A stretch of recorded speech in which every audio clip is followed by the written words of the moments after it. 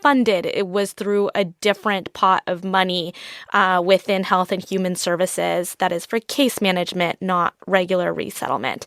They were brought on a government-chartered flight, and then they were greeted by high-ranking officials out of the Departments of Homeland Security and State, which, most refugees, they arrive in the United States and they're instead greeted maybe by a refugee resettlement agency volunteer, not the Deputy Secretary of State. And so, this really highlighted a shift in who the United States wants to prioritize to open their doors in the United States. The second thing is this happened at a time where the rest of refugee resettlement broadly in the United States is on pause, and refugee resettlement agencies are grappling with federal funding that has stopped mass layoffs and really strained resources. Has the government responded to any of this in terms of justifying why they are opening the doors to these, few dozen white South Africans at a time when they're closing the doors to all these other people? Federal officials are pretty united in ignoring that question.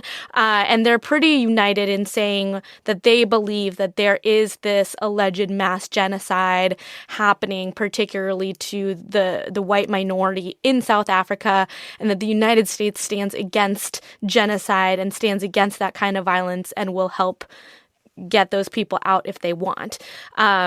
Secretary of State Marco Rubio has said that more white South Africans, can apply for refugee status and might be brought to the United States in the coming months.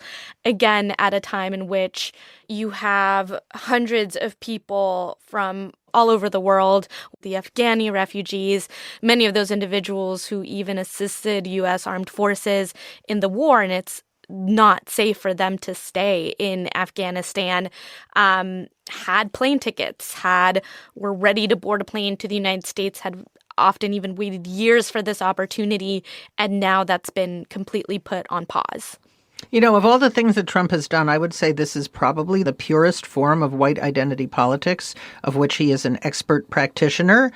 And the idea that there was genocide of white farmers in South Africa is something that came from the kind of molten core of Trump's MAGA base. It's been around for a long time, and Trump has been quite fixated on it for a long time. So this is something that really resonates with his base. And he was sticking to his guns today. He kept on repeating over and over again that there was this tremendous amount of death among white farmers in South Africa, where the evidence shows that the majority of victims of crime in South Africa are black. Okay, well, we're going to take a quick break and more on this when we get back.